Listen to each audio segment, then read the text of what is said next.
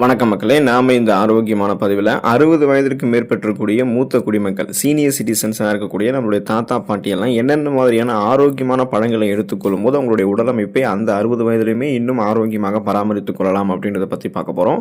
இப்போ நம்முடைய உடலினுடைய ஆற்றல் மூலமாக திகழ்வது பார்த்தோம்னா, நம்ம உண்ணக்கூடிய உணவுகள் தான். அதிலும் குறிப்பாக நாம உண்ணக்கூடிய கார்போஹைட்ரேட் உணவுகள்லேருந்து நமக்கு கிடைக்கக்கூடிய எனர்ஜியை விட, நார் சத்துக்கள் இருக்கக்கூடிய அந்த நார் சத்துக்கள் இருக்கக்கூடிய உணவுகள்லேருந்து கிடைக்கக்கூடிய ஆற்றல் வந்து நமக்கு நல்லது. ஆகையால கார்போஹைட்ரேட் உணவுகளை காட்டிலும் அதிக அளவில் நார் சத்து இருந்திருக்கக்கூடிய காய்கறிகள், பழங்களை நம்ம சேர்த்துக்கணும் அப்படின்றத வயதான காலத்தில் நம்ம எடுத்துக்கணும் அப்படின்றத மருத்துவ நிபுணர்கள் நமக்கு அறிவுறுத்துறாங்க. பழங்களில் நார் சத்துக்கள், அத்தியாவசியமான ஊட்டச்சத்துக்கள் இருக்குது. தினமும் ஒரு கப் நம்ம வந்து பழங்கள் வந்து எடுத்துக்கலாம். சின்ன சின்னதாக பீஸாகவும் எடுத்துக்கலாம். ஸோ இது வந்து நம்மளுடைய ஜீரண மண்டலத்தை பராமரிக்கிறதுல ஆரம்பித்து ரத்தத்தில் இருக்கக்கூடிய சர்க்கரையினுடைய அளவை கண்ட்ரோல் பண்ணுறதுலேருந்து கண் பார்வையை தெளிவாக வைக்கிறது வரைக்குமே, எலும்புகள், மூட்டுகள், தசைகளை வலிமையாக வைக்கிறதுக்கும் ஹெல்ப்ஃபுல்லாக இருக்கும். ஸோ 60 வயதுக்கு அப்புறம் என்னென்ன பழங்களை சாப்பிடும் போது அது எந்தெந்த வகையில் நம்மளுடைய உடலை ஆரோக்கியமாக வைக்குது அப்படின்றத விளக்கமாக பார்க்க போகிறோம். அதை பற்றி பார்க்குறதுக்கு முன்னாடி இந்த வீடியோவுக்கு மட்டும் ஒரு லைக் கொடுத்துட்டு இந்த தகவலை உங்களுக்கு தெரிஞ்சவங்களுக்கும் ஷேர் பண்ணிவிடுங்க. ஏன்னா இது அவங்களுக்கும் பயனுள்ளதாக இருக்கக்கூடிய ஒரு ஆரோக்கியமான பதிவு தான்.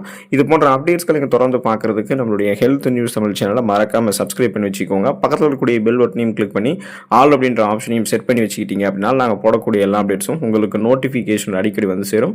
சரிவாங்க மக்களே, இப்போ வீடியோக்குள்ளே போயிடலாம். கொய்யாப்பழம் நம்ம எடுத்துக்கொள்ள வேண்டியது அவசியம். ஸோ 60 வயதிற்கு மேற்பட்டவர்கள் வந்து கொய்யா காயாக இருக்கும் போதும் மெல்லிய துவர்ப்பும் கலந்த ஒரு பழமாக இருக்கும். அப்போ பழமாயிடுச்சுன்னா இனிப்பு, புளிப்பு கலந்த சுவையில் இருக்கும். இப்போ சர்க்கரை நோயாளிகள் சாப்பிட வேண்டிய பழங்கள்ல இதுவும் ஒன்று. இப்போ உடல் பருமன் காரணமாக 50-60 வயதிற்கு மேற்பட்டவர்களுக்கு அவங்களோட ரத்தத்தில் சர்க்கரையினுடைய அளவு வந்து அதிகமாக இருக்கும். சுகர் ப்ராப்ளத்தால் அவங்க அவதிப்படுவாங்க. ஸோ அவங்கெல்லாம் வந்து பார்த்தோம்னா கொய்யாப்பழத்தை எடுத்துக்கொள்ள வேண்டியது அவசியம்.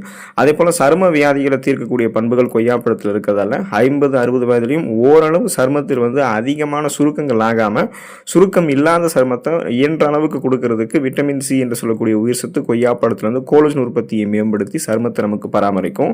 சொறி, சிரங்கு போன்ற பிரச்சனை இருக்கிறவங்கலாம் கொய்யாப்பழத்தை அதிகமாக சாப்பிடலாம். விஷத்தை முறிக்கக்கூடிய ஆற்றல் வந்து கொய்யாப்பழத்துக்கு இருக்குன்றதால கண்டிப்பாக நீங்கள் பார்த்தீங்கன்னா அந்த உங்களுடைய உணவுகள் நீங்கள் சாப்பிடும்போது அஜீரணம் தொடர்பான ஃபுட் பாய்சன் ஏதாவது ஏற்பட்டுச்சுன்னா அதை கியூர் பண்ணுறதுக்கு கொய்யாப்பழம் வந்து அந்த 50-60 வயதுலையுமே உங்களுக்கு வந்து யூஸ்ஃபுல்லாக இருக்கும். செரிமான மண்டலத்தினுடைய ஆரோக்கியத்தை கொய்யாப்பழம் உங்களுக்கு மேம்படுத்தும். 60 வயதுக்கு அப்புறம் ரத்தத்தில் ஏதாவது விஷக்கிருமிகள் இருந்துச்சு அப்படின்னா அதன் மூலம் உங்களுக்கு பாதிப்பு ஏற்படுது அப்படின்னா நீங்கள் கொய்யாப்பழத்தை வந்து உங்களுடைய உணவுகளை சேர்க்கிறது நல்லது. அந்த ரத்தத்தில் இருக்கக்கூடிய கிருமிகள் வந்து உங்களுக்கு அகற்றப்பட்டு ரத்தம் உங்களுக்கு சுத்திகரிக்கப்பட்டு நீங்கள் சுறுசுறுப்பாக இயங்க ஆரம்பிப்பீங்க. அதே போல் கல்லீரலில் வந்து உங்களுக்கு கொழுப்பு பிரச்சனையும் வந்து தீர்க்கப்படும். கல்லீரலில் எந்த விதமான நச்சு கிருமிகளும் தேங்காது. 60 வயதுக்கு அப்புறம் கூட கல்லீரல் ஆரோக்கியமாக இருக்கிறதுக்கெல்லாம் கொய்யாப்பழத்தை நம்ம எடுத்துக்கொள்ள வேண்டியது அவசியம். பருவ காலத்தில் கிடைக்கக்கூடிய மாம்பழம் நம்ம அந்த பழத்தை வந்து எடுத்துக்கிட்டோம் அப்படின்னா 60 வயதிலுமே நம்ம ஆரோக்கியமாக இருக்கலாம். அப்போ பார்த்தீங்கன்னா மாம்பழம் வந்து புளிப்பும் இனிப்பும் கொண்ட ஒரு கோடைக்கால பழ வகைகளில் ஒன்று. முக்கணிகளில் முதன்மையானது இந்த மாம்பழம். ஸோ அந்தளவுக்கு அது டேஸ்டாகவும் இருக்கும். 60 வயதுக்கு அப்புறம் கூட அளவாக மாம்பழத்தை எடுத்துக்கொள்ளும் போது தங்களை வந்து ஆரோக்கியமாக வைத்துக்கொள்ளலாம். சர்க்கரை நோயாளிகள் வந்து மாம்பழத்தினுடைய பக்கம் இருந்து கொஞ்சம் எட்டி இருக்கிறது நல்லது தான். ஸோ பார்த்தீங்கன்னா பிளட்டில் சுகருடைய அளவு வந்து நீங்கள் கண்ட்ரோல் பண்ணிக்கணும்னு வேறு வேறு நார் சத்து இருந்துடக்கூடிய பழங்கள் எடுத்துக்கலாம். ஆனால் நீங்கள் மாம்பழத்தை எடுத்துக்காதீங்க. ஏன்னா அது வந்து அதிக சுவை இருக்கிறதால அதுலேருந்து நீங்கள் கொஞ்சம் விலகி இருக்கணும். ஆனால் இதய நோயாளிகள் வந்து பார்த்தீங்கன்னா தங்களுடைய பக்கத்தில் வைத்துக்கொள்ள வேண்டிய ஒரு பழம் தான் இந்த மாம்பழம். ஸோ இது இருக்கக்கூடிய அதிக அளவில் நார் சத்து என்ன பண்ணும் அப்படின்னா கொலஸ்ட்ரால் பிரச்சனையிலிருந்து உங்களை விடுபட வைக்கும். இதனால் உங்களுடைய ரத்த நாளங்களில் படிந்திருக்கக்கூடிய இதயத்திற்கு அந்த ரத்த நாளங்கள் வழி தான் ரத்த ஓட்டம் செல்லும். ஸோ அந்த ரத்த நாளங்களில் படிந்திருக்கக்கூடிய கொழுப்புகளை வந்து மாம்பழத்தில் இருக்கக்கூடிய நாசத்துகள் அகற்றிவிடும். இதனால் ரத்த நாளங்கள் வழியாக ரத்த ஓட்டம் இதயத்துக்கு சீரான அளவில் செல்ல ஆரம்பிக்கும். இதய துடிப்பு சீராக இருக்கிறதால மாரடைப்பு, பக்கவாதம், இதய தமனிகளில் வீக்கம் ஏற்படுவது, இதய தசைகள் வலுவிழுந்து போவது போன்ற எந்த பக்க விளைவுகளும் உங்களுக்கு அந்த 50-60 வயதுக்கு அப்புறம் வந்து ஏற்படாது. ஸோ அதிக அளவில் உங்களுடைய உடலுக்கு வந்து எனர்ஜியை கொடுத்து இதய தசைகளுக்கு வலு கொடுக்கறதுக்கு மாம்பழம் வந்து எடுத்துக்கொள்ள வேண்டியது அவசியம். 60 வயதுக்கு அப்புறம்லாம் நம்ம வந்து நாவல் பழத்தை தொடர்ந்து எடுத்துக்கொள்ள வேண்டியது அவசியம். ஏன்னா கிடைப்பதற்கு அரிய பழங்களில் ஒன்று நாவல் பழம். நாவல் பழம் வந்து துவர்ப்பு சுவை உடையது. இது சர்க்கரை நோயாளிகளுக்கெல்லாம் வந்து பார்த்தீங்கன்னா மிகவும் நல்லது. ஸோ நீங்கள் 40-50-60 வயதுக்கு அப்புறம் ரத்தத்தில் இருக்க சர்க்கரையினுடைய அளவை வந்து கண்ட்ரோல் பண்ணணும்னு நினச்சிங்கன்னா கண்டிப்பாக நீங்கள் நாவல் பழத்தை எடுத்துக்கலாம். இது வந்து ரத்தத்தில் இருக்கக்கூடிய சர்க்கரையினுடைய அளவை கூட்டாமல் கட்டுப்பாட்டுக்குள்ளே வைக்கிறதுக்கு ஹெல்ப் பண்ணும். நாவல் பழ கொட்டைகளை வந்து பொடி செஞ்சு அதை வந்து காலை மற்றும் இரவில் வந்து வெந்நீரிலோ அல்லது பாலிலோ எடுத்து சாப்பிட்டு வந்தீங்க அப்படின்னா அதிக அளவில் இருக்கக்கூடிய ரத்த சர்க்கரை வந்து உங்களுக்கு கண்ட்ரோலில் வர ஆரம்பிக்கும். இப்போ அந்த 60 வயதுக்கு அப்புறம் சர்க்கரை நோய் மட்டும் இல்லாமல் சிறுநீரகக்கல், கிட்னி ஸ்டோன் ப்ராப்ளம் இருக்கிறவங்களும் பார்த்தீங்கன்னா நாவல் பழத்தை எடுத்துக்கொள்ளும் போது தீர்வு பெறலாம். சிறுநீரக பிரச்சனை இருக்கிறவங்கலாம் தினமும் கொஞ்சம் நாவல் பழங்களை சாப்பிடுவது நல்லது. அதே போல் நாவல் விதைகளை பொடி செஞ்சு தயிரோடு கலந்து சாப்பிட்டு அப்படின்னாலும் சிறுநீரக கற்கள்லாம் கரைந்து விடும். ஸோ கிட்னி ஸ்டோன்ஸ்லாம் அந்த 50-60 வயதுக்கு அப்புறம் யாருக்கும் இருக்காது. அதுக்கு முன்னாடியே இருக்கக்கூடாதுன்னு நினச்சிங்கன்னா கண்டிப்பாக நீங்கள் வந்து நாவல் பழத்தை வந்து எடுத்துக்கலாம். தயிரோடு கலந்து சாப்பிட்டீங்கன்னா கூட இந்த சிறுநீரக சிறு கற்கள்லாம் உங்களுக்கு வந்து தானாகவே இயல்பாகவே கரைந்துவிடும். பலாப்பழம் சில பேர் வந்து அளவாக சாப்பிட வேண்டியது நல்லது. ஏன்னா இது வந்து பார்த்தீங்கன்னா, இப்போ முக்கணிகளில் 2வதாக சொல்லப்படக்கூடிய பலாப்பழம் எந்த அளவுக்கு இனிப்பாக இருக்கோ அந்த அளவுக்கு வந்து ஆரோக்கியமான நன்மைகளும் கொடுக்கக்கூடியது தான். ஆனால் 40, 50, 60 வயதிற்கு மேற்பட்டவர்கள் வந்து தங்களோட ரத்தத்தில் சர்க்கரையினுடைய பிரச்சனையால் அவதிப்படுறீங்கன்னா நீங்கள் வந்து பலாப்பழத்தை சாப்பிடாமல் இருக்கிறது நல்லது. ஸோ பார்த்தீங்கன்னா இப்போ சளி பிடிக்கும் அப்படின்னா அதிக இனிப்பு சுவை கொண்டது அப்படின்னு பல பேர் வந்து ஒதுக்கிடுவாங்க. ஆனால் தைராய்டு பிரச்சனை இருக்கிறவங்க வந்து பலாப்பழத்தை வந்து எடுத்துக்கொள்வது நல்லது. ஸோ வந்து பார்த்தீங்கன்னா சளி அதிகமாக இருந்துச்சுன்னா நீங்கள் பலாப்பழத்தை எடுத்துக்க வேண்டிய அவசியம் கிடையாது. தைராய்டு பிரச்சனை விடுபடணும்னா பலாப்பழத்தை எடுத்துக்கலாம். இது வந்து தைராய்டு ஹார்மோன் வந்து முறையான அளவில் சுரக்கிறதுக்கு ஹெல்ப் பண்ணும். அதோட இந்த 40, 50, 60 வயதிற்கு மேற்பட்டிருக்கக்கூடிய நம்முடைய தாத்தா பாட்டி அந்த சீனியர் சிட்டிசன்ஸ் சொல்லக்கூடிய இந்த மூத்த குடிமக்களுக்கெல்லாம் எலும்பு சம்பந்தமான பிரச்சனைகளை வந்து பலாப்பழம் தீர்க்கக்கூடிய ஆற்றலை கொண்டிருக்கு.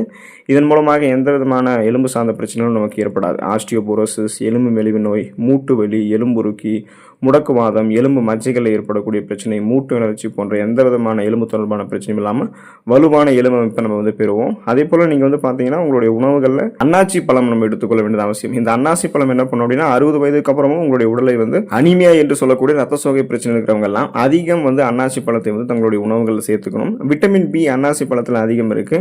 இது ரத்தத்தில் புதிய செல்களை வந்து உருவாக்கும். ரத்தத்தை வந்து விருத்தி செய்யக்கூடிய தன்மை கொண்டது. ரத்த சிகப்பணுக்களை அதிகப்படுத்தி அதில் இருக்கக்கூடிய ரத்தபூர்வமான ஹீமோகுளோபினுடைய அளவு வந்து குறையாமல் வைக்கிறதுக்கெல்லாம் தினமும் அன்னாச்சி பழத்தை நம்ம சேர்த்து கொண்டே இருக்கணும். மிக விரைவிலேயே நம்மளுடைய அந்த ரத்தத்தில் வந்து ஹீமோகுளோபினுடைய அளவு அதிகரிக்கிறத நம்மளால் உணர முடியும். ஸோ இது எப்படின்னு பார்த்தீங்கன்னா இதில் இருக்கக்கூடிய அந்த இரும்பு சத்து நம்மளோட ரத்தத்தில் இருக்கக்கூடிய அந்த ரெட் பிளட் செல்ஸை வந்து இன்க்ரீஸ் பண்ணிட்டு ஹீமோகுளோபினுடைய கவுண்ட்டும் வந்து கரெக்டான லெவலில் வைத்துக் கொள்வதால் ஹீமோகுளோபின் என்ன பண்ணும் அப்படின்னா நம்மளுடைய உடல் பாங்களுக்கு ஆக்சிஜனை சப்ளை பண்ணும். நம்ம ரெஃப்ரெஷ்மெண்ட்டாக புத்துணர்ச்சியாக சுறுசுறுப்பாக செயல்படுவோம். நமக்கு வந்து அனிமியா என்று சொல்லக்கூடிய அந்த ரத்த சோகை நோய்களுக்கான அறிகுறிகளான மயக்கம், தலைவலி, உடல் பலவீனம், உடல் சோர்வு, குமட்டல், வாந்தி, கவனமின்மை இந்த மாதிரி அறிகுறிகள் எதுவும் இருக்காது. குறிப்பாக பித்தம் சம்பந்தப்பட்ட நோய்களை வந்து அன்னாசி பழம் நமக்கு தீர்க்கும். ஸோ 50, 60 வயதுக்கு மேற்பட்டவர்களுக்கு அந்த பித்தம், கபம் அதிகமாகி சளி, இருமல் தொந்தரவுகள்லாம் இருக்கும். அதெல்லாம் கியூர் பண்ணிக்கிறதுக்கு அவங்க வந்து அன்னாசி பழத்தை எடுத்துக்கொள்ள வேண்டியது அவசியம். விளாம் பழம் எடுத்துக்கொண்டோம் அப்படின்னா 50, 60 வயதிற்கு மேற்பட்டவர்களுக்கு இந்த விளாம் பழம் வந்து ஆரோக்கியத்தை கொடுக்கும். விளாம் பழத்தை நம்முடைய முன்னோர்கள் நிறைய உணவுகள் வந்து சேர்த்துக்கிட்டு இருக்காங்க. ஆனால் நாம் வந்து இந்த விளாம் பழத்தை சாப்பிட்டதே இல்லை அப்படின்னு தான் சொல்கிறோம். இறக்குமதி செய்யக்கூடிய பழங்களை விட நம்முடைய உள்ளூர் பழங்களை வந்து நம்ம சாப்பிட்றது தான் சிறந்தது அப்படின்றத நீங்கள் புரிஞ்சுக்கோங்க. ஏன்னா விளாம்பழத்தில் இரும்பு சத்து, சுண்ணாம்பு சத்து, விட்டமின் ஏ மிக அதிக அளவில் இருக்குது. விளாம்பழம் வந்து புளிப்பு சுவை கொடுது. அப்போ இது கூட வந்து நீங்கள் நாட்டு சர்க்கரை சேர்த்து பிசைஞ்சு ஜூஸ் ஆக்கி சாப்பிட்டீங்க அப்படின்னா ரத்தத்தில் சர்க்கரையினுடைய அளவெல்லாம் அதிகரிக்காமல் பித்தம் தொடர்பான நோய்கள்லாம் உங்களுக்கு வந்து குறைஞ்சிடும். ஸோ அந்த 40, 50 வயதிலுமே வந்து கண் பார்வையை தெளிவாக வைக்கிறதுக்கு விளாம்பழத்தை வந்து நம்ம நிறைய வந்து எடுத்துக்கணும். இப்போ விளாம்பழத்தை நீங்கள் சாப்பிடும்போது ஜீரண சக்திகளும் உங்களுக்கு மேம்படும்.